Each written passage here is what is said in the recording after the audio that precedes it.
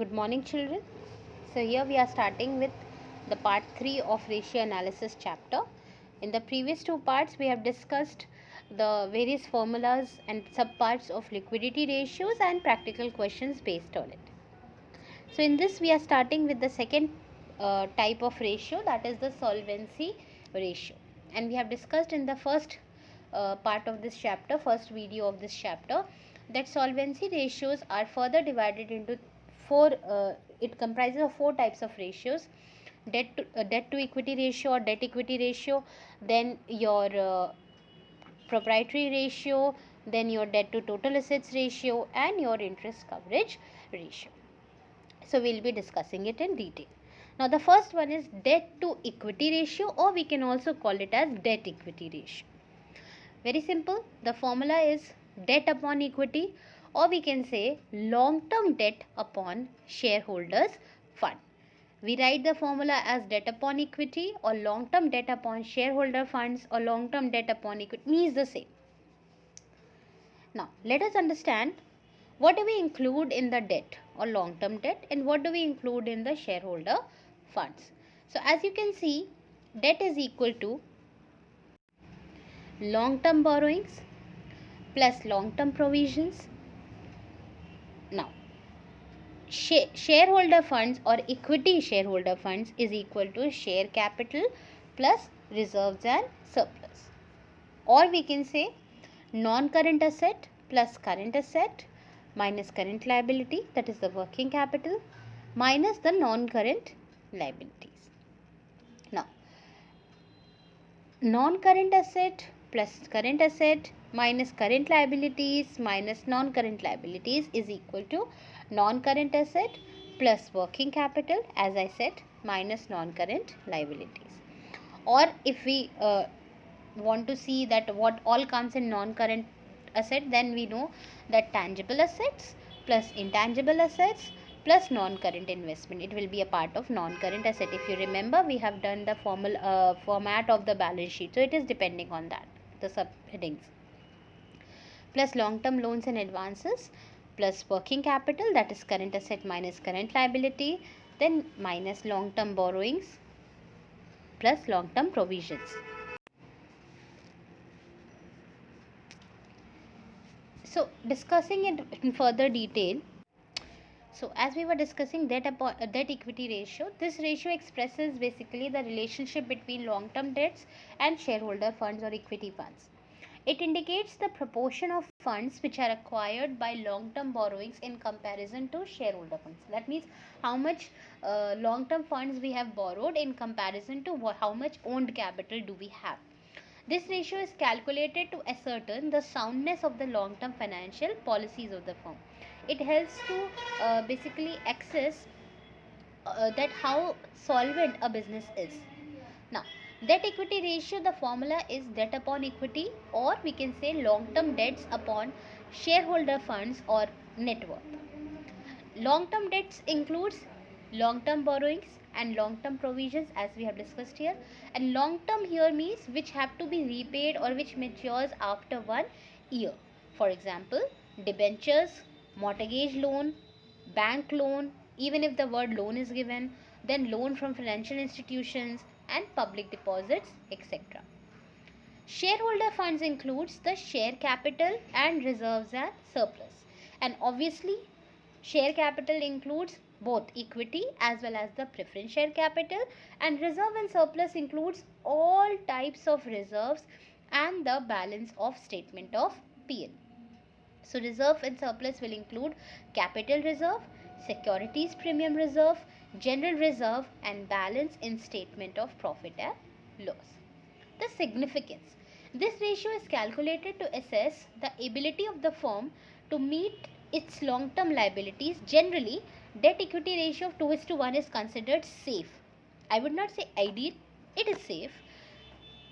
If the debt equity ratio is more than that, it shows a rather risky financial position from the long term point of view, because if the ratio is greater than this, then it means your debt, your borrowed capital is much more than your own capital. So obviously it will affect your solvency in the long run, as it indicates that more and more funds invested in the business are provided by the long-term lenders.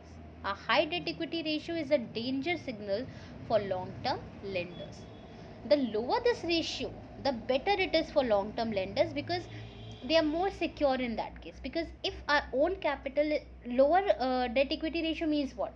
Our borrowed capital is less as compared to our own capital. So obviously the lenders will be secured that since we have own capital more, then we'll be definitely, their money is safe, we'll be definitely paying them in the on the time. Lower than 2 is to 1 debt equity ratio provides sufficient protection to long term lenders.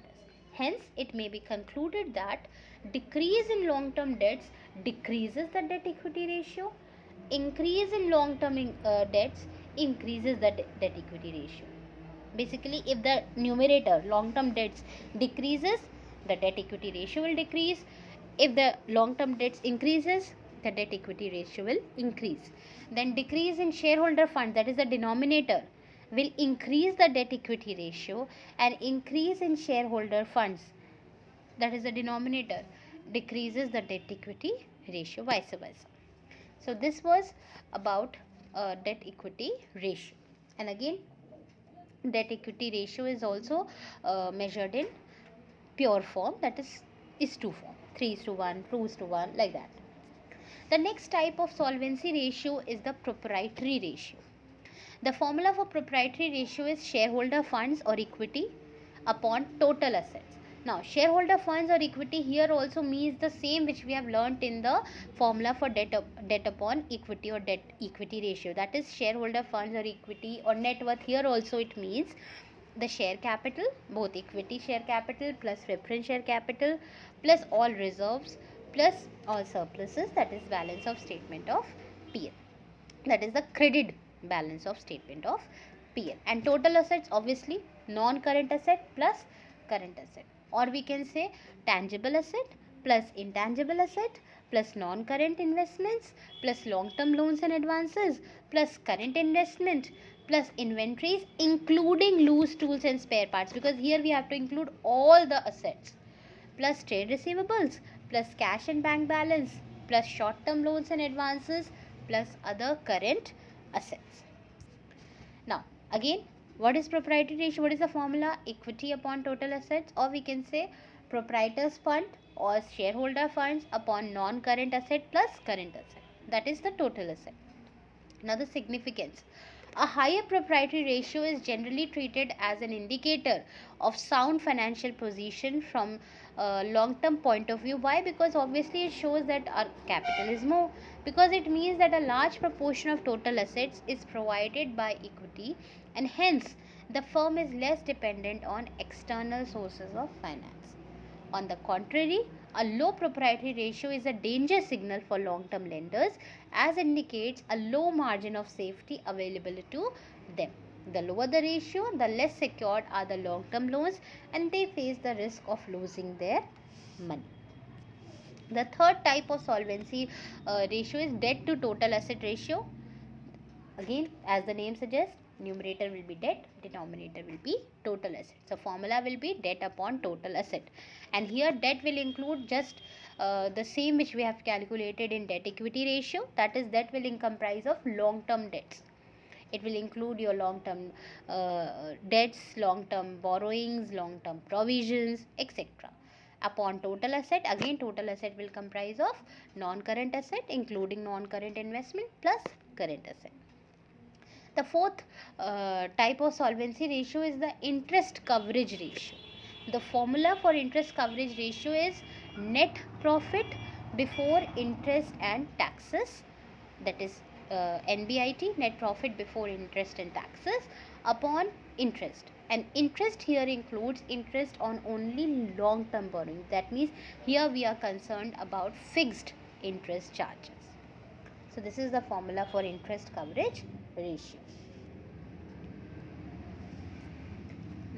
Debt to total asset ratio is equal to, as we have discussed, debt upon total assets or long term debts upon total assets. This ratio is usually expressed as a pure ratio, that is 1 is to 1 or 2 is to 1. Debt, again same repetitive point, debt here means long term borrowings plus long term provisions. Total asset here means non-current asset, that is tangible assets plus intangible assets plus non-current investment plus long-term loans and advances plus current assets. Both these we have discussed already. Examples of debts or long-term debts are debentures, mortgage loan, bank loan, loans for financial institution, and public deposits, etc. Now the significance. This ratio expresses the relationship between long-term debts and total assets. It measures the extent to which long-term loans are covered by assets, which indicates the margin of safety available to providers of long-term debts. A lower debt to total asset ratio implies the use of lower debts in financing the assets, which means a larger safety margin for lenders. On the other hand, higher ratio represents risky financial position, as it implies the use of higher debts in financing the assets of the business. So these points are basically the similar to what we have discussed. Now the next one to be discussed in detail is the interest coverage ratio. This ratio is also termed as debt service ratio. This ratio is calculated by dividing the profit before charging interest and income tax by fixed interest charges. As we have discussed, here the formula is net profit before interest and tax upon interest. So, and here interest means the fixed interest charges. And these are basically measured in times or so.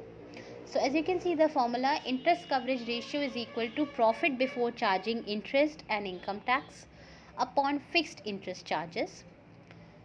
Profit before interest and income tax is to be taken for the calculation of this ratio, because this is the amount of profit out of which interest and income tax is to be paid out. So as we have read, profit before interest and income tax is to be taken for the calculation. Why? Because this is the amount of profit out of which interest and income tax is to be paid, because interest is levied on your income only, income tax is levied on your income only, so you need to calculate before that. Fixed interest charges includes interest on fixed or long-term loans or debentures. Now the significance. This ratio indicates how many times the interest charges are covered by the profits available to pay interest charges. How many times we can cover it up. So that means it will be calculated in times form. 2 times, 3 times, 4 times, like that. A long-term lender is interested in finding out whether the business will earn sufficient profits to pay the interest charges regularly or not. This ratio measures the margin of safety for long-term lenders. The higher the ratio, more secure the lender is in respect of payment of interest regularly, because obviously more the times it will show that yes, the business is capable of paying the interest charges regularly. If profit just equals interest, it is an unsafe position for the lender as well as for the company also, as nothing will be left for shareholders. Because if the profit is equal to the interest, whatever that means, whatever the company is earning, it is giving it as the interest charges. So that means nothing, no dividend amount will be left for the shareholders. As an interest coverage ratio of 6 to 7 times is considered appropriate, it also indicates the extent to which profits can decline without in any way affecting the firm's ability to meet its fixed interest obligation. So I hope the solvency ratios which we have discussed here is clear to you, children. Just go through the slides, go through this video once again, revise the formulas, learn the formula, revise the significance. Now this is the assignment. Based on this part, you have to answer the following questions in your register. You have to state the formula for the following. Number 1, debt equity ratio. So the formula for debt equity ratio is debt upon equity, or we can say long term debts upon equity shareholder funds, or basically shareholder funds. Then next, the formula which you have to give, the formula for debts in relation to debt equity ratio. So the formula for debts in relation to debt equity ratio is debt is equal to long term borrowings plus long term provision such as debentures plus mortgage loans plus your bank loan plus loan from financial institutions plus public deposits, etc.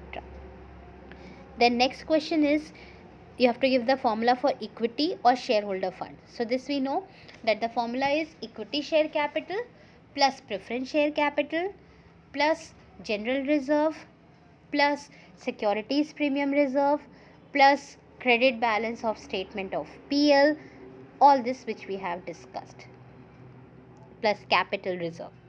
Now the next one is you have to write the formula for proprietary ratio. So the proprietary ratio, the formula is shareholder funds or equity upon total assets.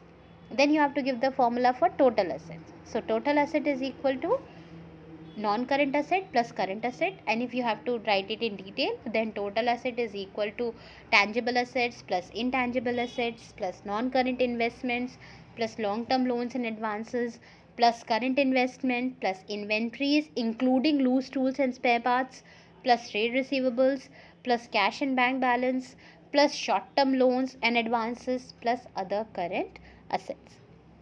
The next formula is, you have to write for debt to total assets ratio. So the formula for this is debt upon total assets. And the last one, you have to write the formula for interest coverage ratio. So the formula for interest coverage ratio is net profit before interest and income tax upon fixed interest charges, or also you can write net profit before interest and taxes upon fixed interest. So I hope the topics are clear to you. Go through the video once again, children, and keep on learning the formulas, revising the formulas on daily basis. It's a very scoring chapter. Thank you, children. Complete all the questions in your copies, new registers. Take care.